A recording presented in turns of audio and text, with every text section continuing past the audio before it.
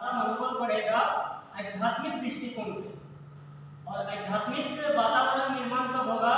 जब हम पूरे परिवार के साथ, हम अपने परिवार में पूरे परिवार के साथ अपने घर में 5 मिनट हो, आधा घंटा हो, सत्संग करेंगे। उस सत्संग में कोई हनुमान चालीसा पाठ करे, पूरे परिवार के साथ हनुमान चालीसा पाठ करे। हनुमान चालीसा का बात क्यों बताया? तुलसीदास जी ने जब हनुमान चालीसा लिखा उस समय ऐसा ही परिस्थिति था।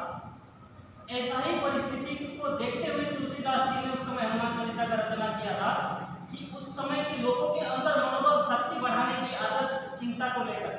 तो सिर्फ हनुमान चालीसा ही हमारा नहीं है, हनुमान चालीसा हम पढ़ सकते हैं, लेकिन हमारे कोई अनुकूल ठाकुर का भक्त होंगे, वो अपना भजन कीर्तन कर सकते हैं, कोई गायत्री मंत्र का जाप कर सकता है। इस प्रकार से हम घर में एक वातावरण बनाएंगे जिसके माध्यम से मेरे साथ साथ पूरे परिवार के लोगों का मनोबल ठीक रहे।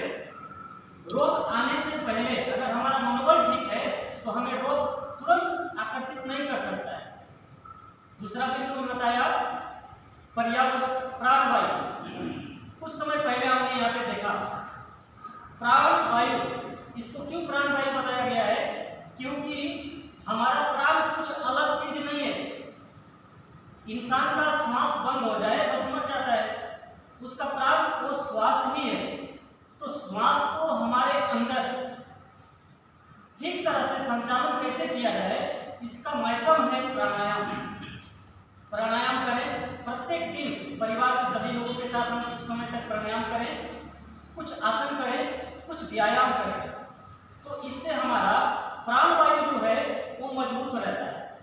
तीसरा बिंदु आता है पर्यावरण।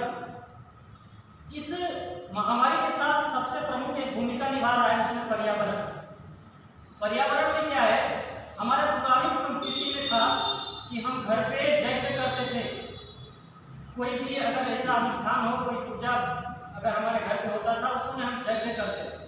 उस यज्ञ में कुछ सामग्री दिया जाता था, जो सामग्री हमारे पर्यावरण को शुद्ध करने के लिए काम आता था।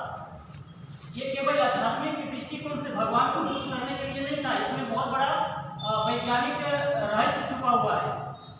जब हम यज्ञ करते हैं उसमें तिल, चावल, घी और उसमें धुना, ऐसे कुछ 5-7 चीजों को हम डालते हैं।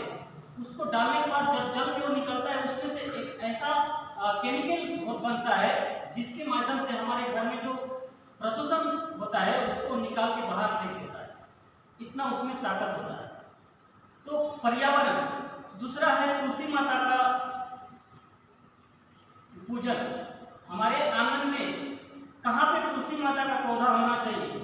केवल वो हमको पूजा में ही काम आए इतना ही नहीं, एक तुलसी गाछ में इतना पावरफुल वो गाछ होता है कि हमको पूरा आसपास के इलाका में एक तुलसी गाछ अगर रहे तो 100 परिवार को ऑक्सीजन दे सकता है। अगर एक तुलसी गाछ रहे तो वहाँ के आसपास का प्रदूषण, जो वातावरण जो खराब प्रदूषण फैला होता है उसमें वो उसको कीटाणु को मारने का काम कर सकता है। तो हमारे हर घर में तुलसी माता का पौधा लगे और उसको कहाँ लगाएं कि हमारे घर में उसका हवा प्रवेश कर सके। तो तुलसी माता का पौधा। और जब हम शाम को घर पे दिया बत्ती जब जलाते हैं शाम को, तो हम काफ़ी हम हिंदू समाज है, हमें ज़्यादा मेहनत करना तो आता नहीं है, साफ साफ बात है। जब धूपकाठी जलाओ और तुरंत राम राम बोल के खत्म। लेकिन नहीं, हमारी संस्कृति में धूपकाठी जलाना बहुत बड़ा भूल है, क्योंकि उसमें बांस घुसा हुआ रहता है और बांस को जलाना हिंदू शास्त्र के हिसाब से गलत चीज है। तो हम धूना को जलाएं तो उसके धुआं से हमारा घर का परिवेश शुद्ध रहता है। ये हो गया हमारा पर्यावरण। और चौथा है प्रतिरोध क्षमता। प्रतिरोध क्षमता हमारा कैसे बढ़ेगा?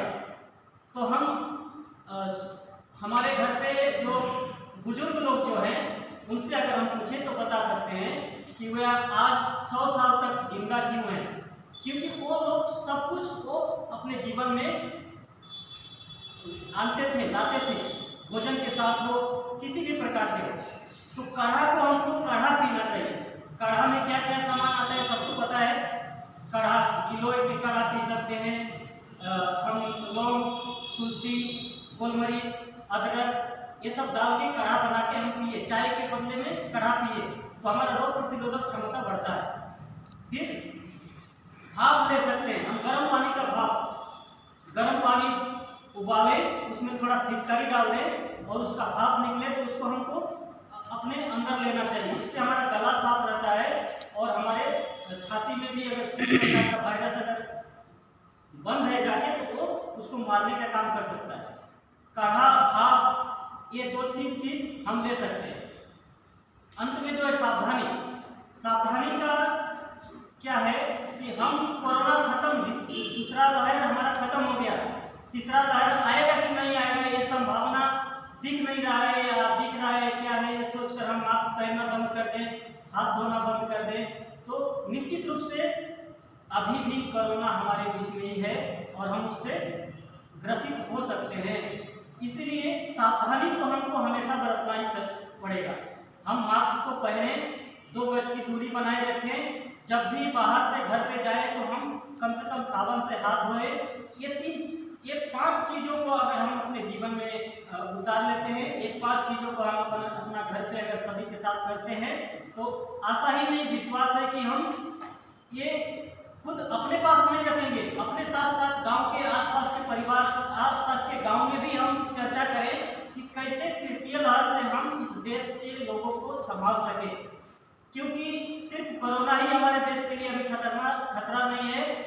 आप जानते हैं कि पारिवारिक युद्ध की एक वातावरण निर्माण हो चुका है।